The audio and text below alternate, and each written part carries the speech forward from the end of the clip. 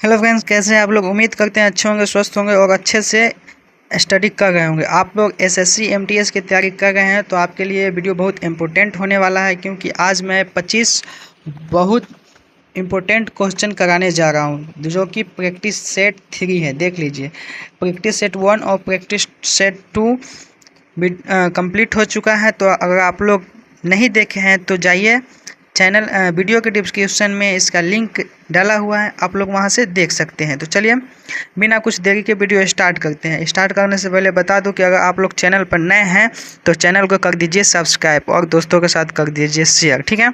चलिए वीडियो को स्टार्ट करते हैं। पहला क्वेश्चन पर ध्यान दीजिए। पहला क्वेश्चन कहा जा रहा है कि वेबर किसकी इकाई है, ठीक है। वेबर किसकी इकाई है?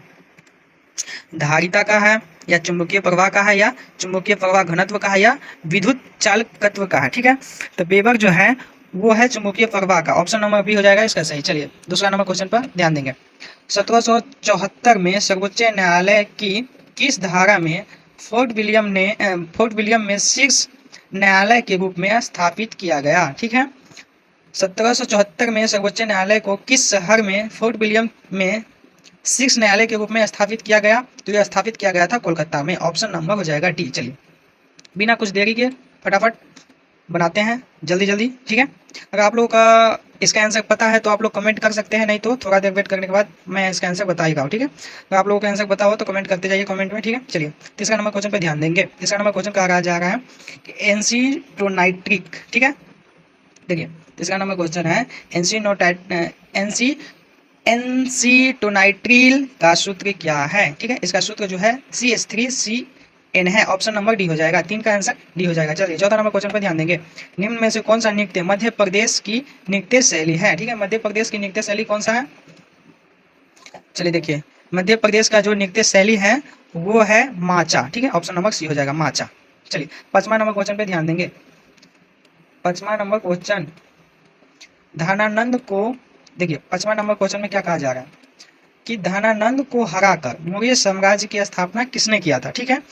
तो ये कि चंद्रगुप्त मौर्य ने की थी, ठीक है। ऑप्शन नंबर बी हो जाएगा। चलिए छठा नंबर क्वेश्चन में ध्यान देंगे कि 1529 में घाघरा के युद्ध में मुगल बादशाह बाबर ने किसे हराया था? 1529 ईस्वी में जो घाघरा का युद्ध हुआ था वो मुगल बादशाह बाबर ने किसे हराया था? तो पता ही होगा कि घाघरा के युद्ध में बाबर ने किसके साथ युद्ध किए थे, ठीक है। तो युद्ध किए थे मोहम्मद लोदी के साथ, जिसमें मोहम्मद लोदी को हरा दिए थे, ठीक है। वही पूछा जा रहा है, तो ऑप्शन नंबर डी हो जाएगा। चलिए 7 नंबर क्वेश्चन पे ध्यान देंगे। 7वां नंबर क्वेश्चन देखते हैं। 7 नंबर क्वेश्चन देखिए कि निम्न में से कौन सी नदी अरब सागर में जाकर गिरती है? अरब सागर में कौन सी नदी गिरती है? ऋषिकुल्या, माही, कृष्णा या पिन्ना, ठीक है।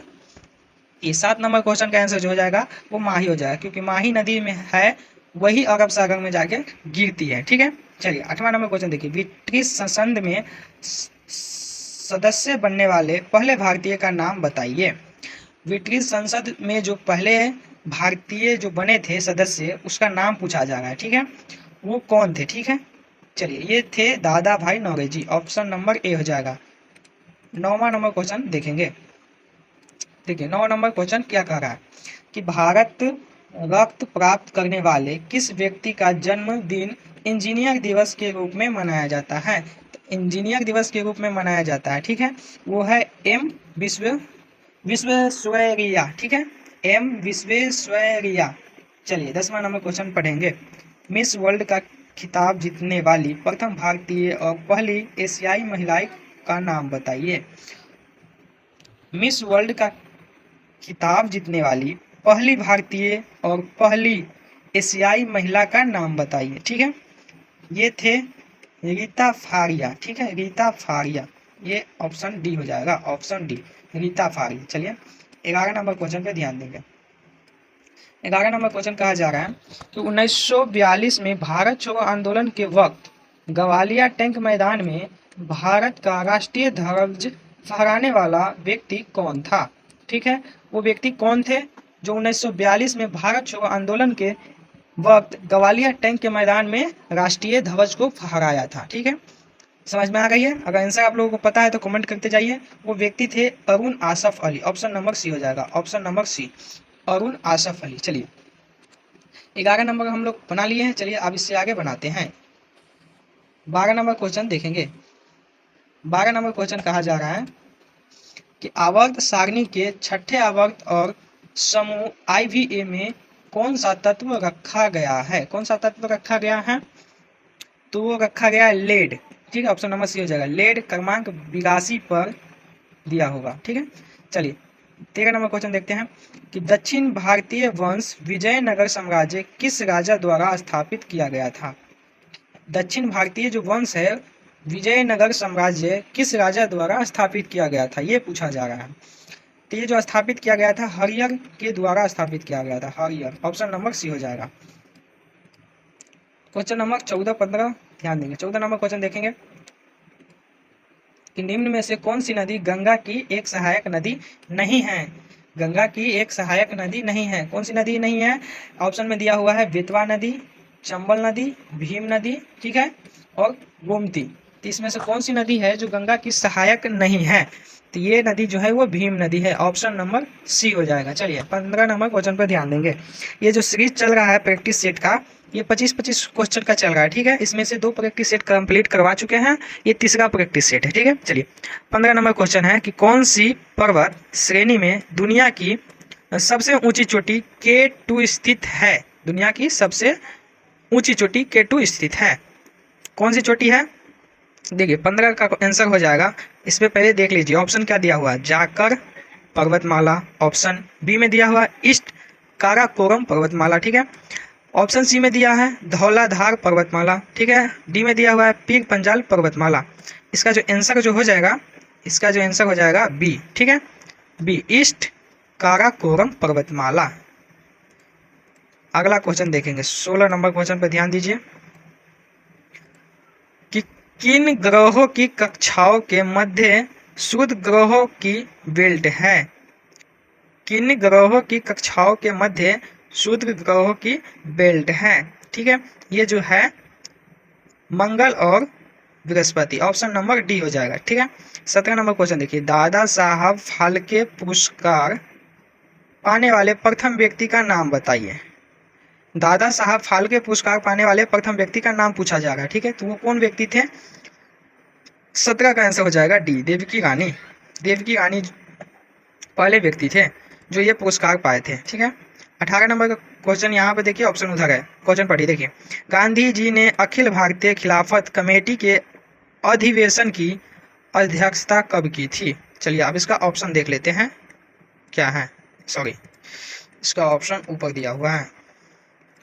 कब किए थे? तो ये जो किए थे ये 23 नवंबर 1919 में किए थे। ठीक है, ऑप्शन नंबर बी हो जाएगा। चलिए 19 नंबर क्वेश्चन देखते हैं कि कौन सा अधिकार सर्वोच्च न्यायालय के प्राप्त है को प्राप्त है। ठीक है, कौन सा अधिकार सर्वोच्च न्यायालय को प्राप्त है? राजनीतिक पुनरीक्षण, न्यायिक पुनरीक्षण, कानूनी पुनरीक्षण या ये सभी?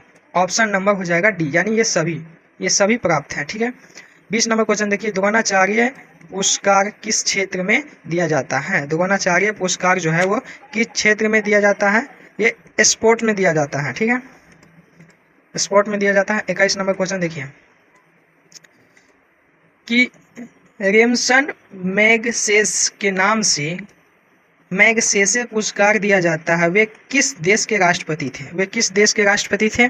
21 नंबर क्वेश्चन का हो जाएगा सी, फिलीपींस। ये फिलीपींस देश के राष्ट्रपति थे। 22 नंबर क्वेश्चन है, निम्न में से किस राज्य में ओणम त्योहार का आयोजित किया जाता है? ओणम त्योहार का आयोजित किया जाता है, वो किस शहर में किया जाता है? सॉरी, किस राज्य में किया जाता है? ठीक है, शहर नहीं, राज्य है।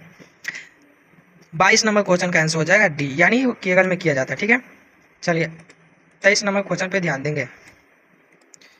23 नंबर क्वेश्चन कहा जा रहा है कि कुपोषण को खत्म करने के लिए किस राज्य सरकार ने पोषण अभियान लॉन्च किया है? कुपोषण को खत्म करने के लिए किस राज्य सरकार ने पोषण अभियान लॉन्च किया है?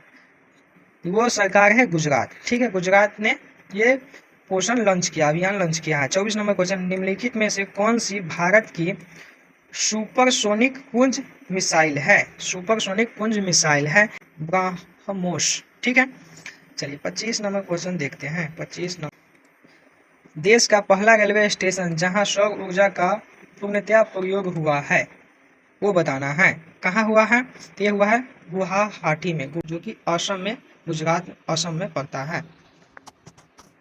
आप लोगों को वीडियो कैसा लगा कमेंट में जल्दी से बताइए, और आप लोग चैनल पर नए हैं तो चैनल को कर दीजिए सब्सक्राइब। ठीक है, दोस्तों के साथ कर दीजिए शेयर, और फिर मिलेंगे अगले प्रैक्टिस सेट के साथ। तब तक के लिए जय हिंद, जय भारत।